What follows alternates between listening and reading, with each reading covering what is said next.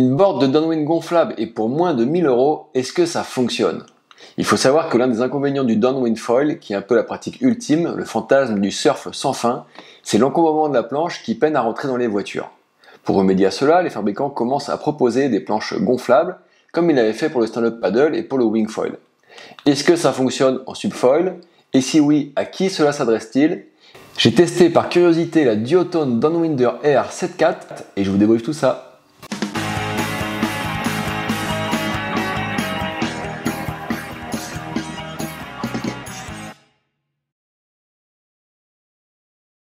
Salut les copains et les copines, aujourd'hui je vous débriefe donc mes essais de la Downwinder Air 7.4 de chez Duotone, cette planche de downwind qui a la particularité d'être gonflable.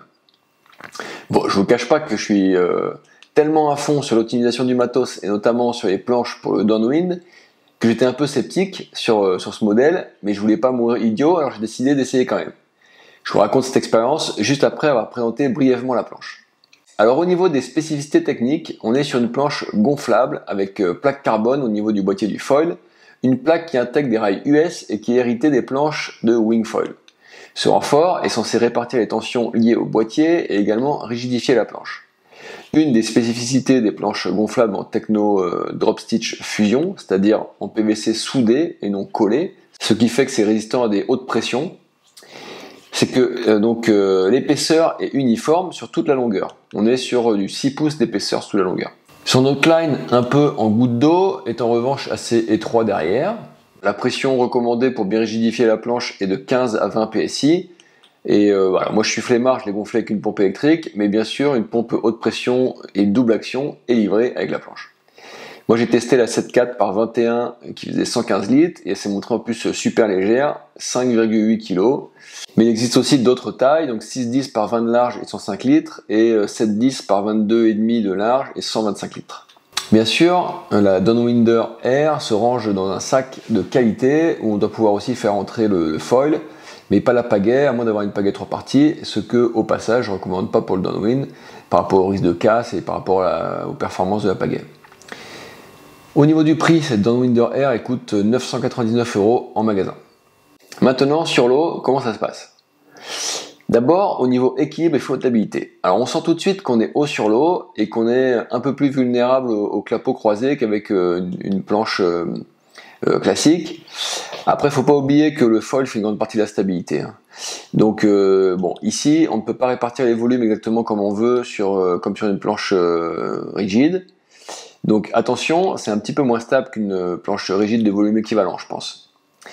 Ensuite, au niveau du décollage, franchement c'est pas pire, même si c'est mieux d'avoir de bons bumps pour partir en downwind et que la planche elle est haute sur l'eau et donc pas si stable pour ses côtes.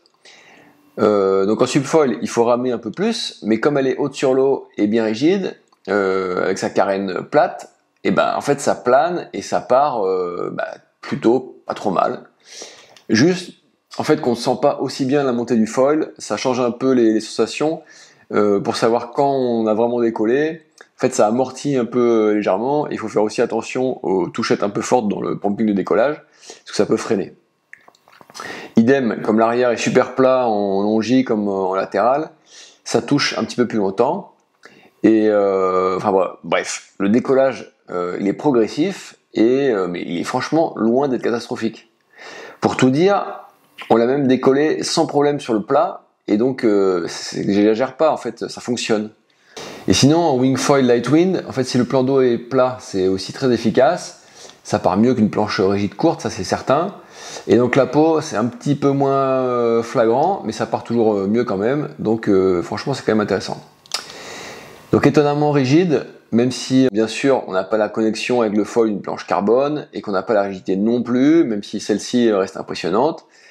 Ça pompe correctement et le contrôle dont on dispose, je dirais, suffit à bien gérer la hauteur de vol et la direction, le pilotage. En fait, là où le bas blesse le plus, je dirais, en dehors des sensations un peu gommées, c'est au niveau des touchettes. Lorsqu'il y a des contacts de la planche avec l'eau durant le vol, le plus souvent, c'est pas mal sur l'avant et c'est pas hyper fluide, ça peut ventouser un peu. C'est comme en wing foil avec les planches gonflables, c'est pareil. c'est sûr que c'est un petit peu dommage, mais bon, en même temps, on peut pas tout avoir. Et j'ai envie de dire, heureusement aussi que c'est comme ça, parce que sinon, en fait, les shapers qui s'arrachent les cheveux sur les formes de planches rigides, bah, ils auront encore plus de soucis à se faire. Et puis du coup, bah, quand on ride cette planche gonflable, ça nous oblige à voler haut, et bah, c'est un bon entraînement, puisque voler haut, en downwind, on sait que bah, c'est une clé de la performance. En revanche, il y a quand même un point sur lequel ces planches gonflables sont imbattables, c'est l'encombrement pour la logistique qui est complètement irréel. Et aussi, il y a un autre point qui est top, c'est qu'on a quand même beaucoup moins peur d'abîmer la planche lorsqu'on la charge avec 3, 4, 5 autres planches à l'arrache pour monter au point de départ d'un downwind. Et le tout pour un poids qui reste carrément léger. Donc là, on a à la fois la résistance et le poids qui sont super. Alors maintenant, pour dresser les bilans de ces essais, franchement, je pensais que ça serait pire, et honnêtement, je me suis vraiment bien amusé, et j'ai été bluffé par le rendu de cette planche gonflable. J'ai fait essayer aussi à d'autres copains qui ont eu les mêmes retours. Bien sûr, je ne vais pas vous raconter des salades, si j'ai le choix, je prends en priorité une planche rigide. Mais si j'ai des contraintes qui me restreignent, c'est-à-dire par exemple voyage en famille, avec espace limité, stockage compliqué, par exemple chez moi si j'habite un appartement, transport, parce que j'ai pas une voiture adaptée pour transporter une grande planche de downwind, ou parce que je sais pas, je vais partir en train, ou j'en sais rien, ou même en avion, je peux aujourd'hui me dire qu'une planche gonflable c'est une option envisageable si je veux juste faire des descentes pour m'amuser et que je cherche pas la performance absolue. Et en plus, franchement, quand on voit le prix des planches de downwind, pour le coup, là, une board à moins de 1000 €, ben, on est entre guillemets pas cher. Et il ne faut pas oublier aussi que cette planche pourra servir en wingfoil petit temps et qu'elle tire bien son épingle du jeu. Après, comme je disais, heureusement que c'est pas aussi bien qu'une planche rigide non plus, parce que sinon, les pauvres shapers, quoi.